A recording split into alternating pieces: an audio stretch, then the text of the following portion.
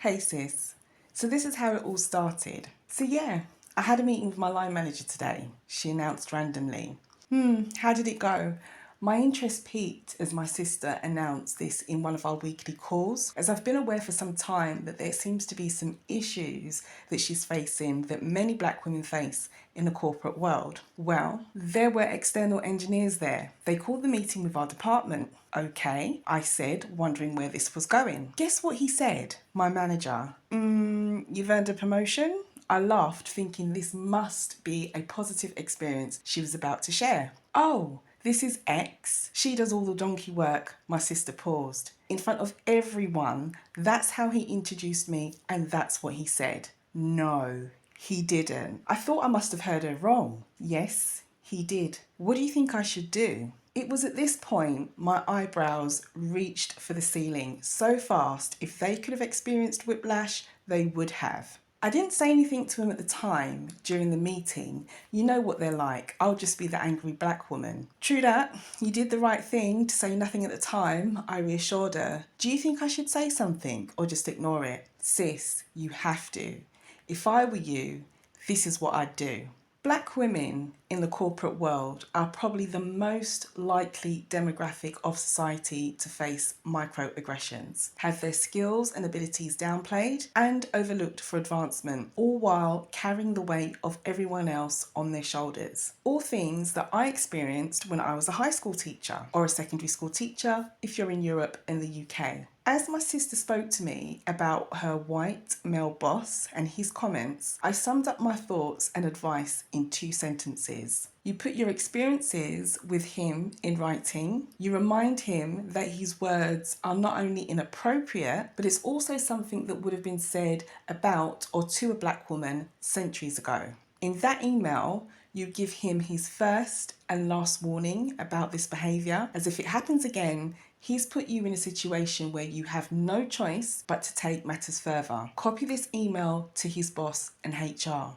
My sister was reluctant. She said, I have to work with him. I don't want to do anything that's going to make this difficult. Stop right there, I interrupted. Black women do this all the time. Consider everyone else's feelings. You need to put yours first. In the end, Sis took my advice and she sent the email and copied it to all the relevant people. She came back the next day and said, he'll probably email me on Monday or call me and tell me that he didn't mean it. I'll just say that I understand, but I cut my sister off abruptly right here. Don't have any empathy for him. No, you don't understand that he didn't mean it that way. This man should be showing empathy to you over how his words and actions came across. Of course, in the end, she saw my point of view. Here's some tips. I've got 3 tips for black women dealing with male, white, or even female white aggression in the workplace without them being the angry black woman. Number 1.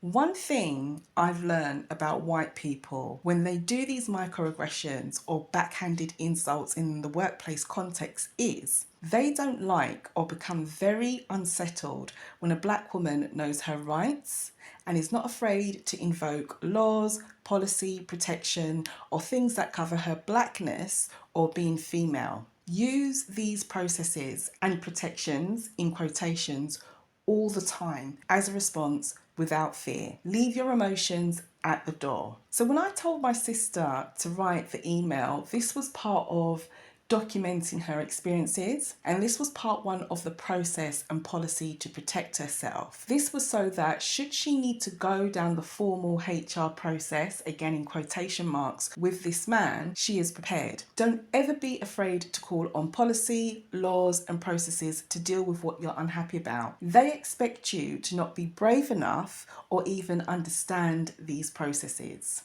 Number 2.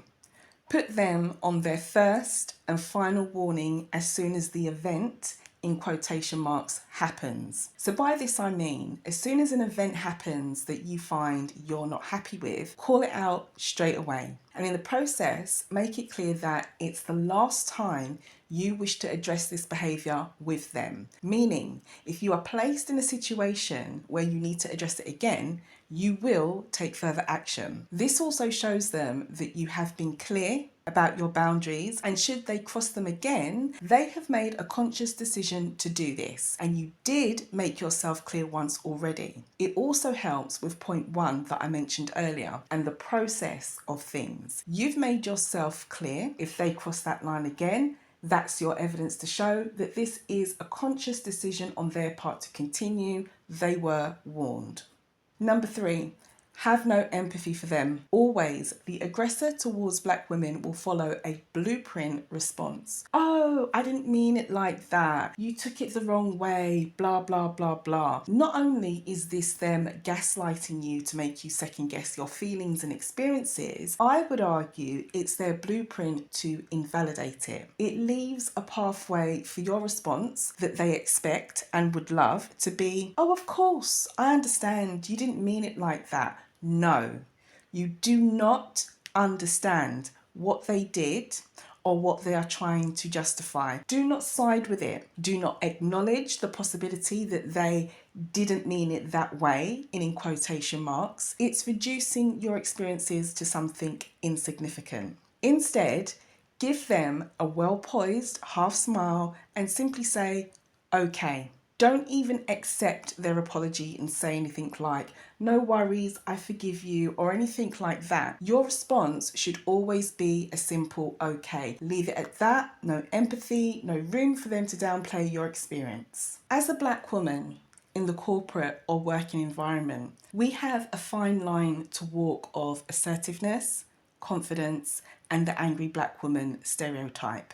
Learn to react to nothing emotionally, but note and record everything using the policy or process your company has for dealing with workplace dissatisfaction, discrimination, or complaints. Every step of the way, keep it professional, assertive, non-emotional or aggressive in quotation marks when you deal with them verbally, and place everything in writing. So for today's Dear Sis, I Need Your Advice feature, this is just a brief snapshot on an experience that another black woman, who happens to be my oldest sister, came to me with while she was working in, or while she is, because she's still there, working in a very senior position in a corporate governmental job back in the UK. I completely understand where she's coming from. I've been here myself, and no doubt maybe you have too. But one thing I must say is, do not have any fear of addressing these microaggressions or these backhanded comments